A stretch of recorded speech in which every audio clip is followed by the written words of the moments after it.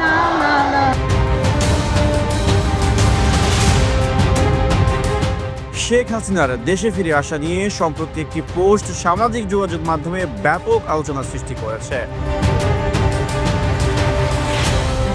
পোস্টে দাবি করা হয়েছে, যুক্তরাষ্ট্রের প্রেসিডেন্ট ডোনাল্ড ট্রাম্প বলেছেন শেখ হাসিনা বাংলাদেশের প্রধানমন্ত্রী হিসেবে ফিরে আসছেন।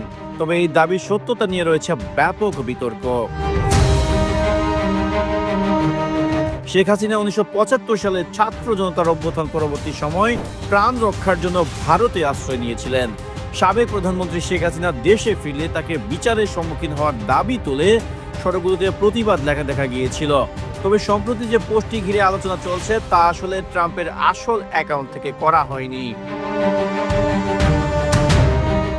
অবিশ্বাস্য হলো সত্য, এই পোস্টটি ডোনাল্ড ট্রাম্পের নামে একটি ফ্যান অ্যাকাউন্ট থেকে করা হয়েছে, যার স্ক্রিনশট সামাজিক যোগাযোগ মাধ্যমে ছড়িয়ে পড়েছে।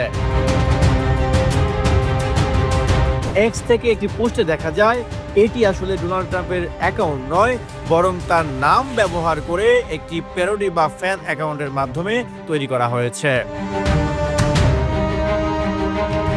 এছাড়া এক্স এর নিয়ম অনুযায়ী প্যারোডি বা ফ্যান অ্যাকাউন্টগুলোর নাম ও বায়োতে স্পষ্টভাবে জানানো উচিত যে তারা মূল ব্যক্তির সাথে সম্পর্কিত নয়। এমনকি এই ধরনের অ্যাকাউন্টগুলো ভেরিফাইও হতে পারে, তবে এর কোনো সত্যতা নেই যে ট্রাম্প এমন কোনো পোস্ট করেছেন। এমনকি ট্রাম্পের আসল অ্যাকাউন্টে শেখ হাসিনা দেশে ফেরার বিষয়ে কোনো পোস্ট পাওয়া যায়নি। ফলে ট্রাম্পের নাম ব্যবহার করে সামাজিক যোগাযোগ মাধ্যমে ছড়ানো পোস্টটি সম্পূর্ণ মিথ্যা এবং বিভ্রান্তিকর।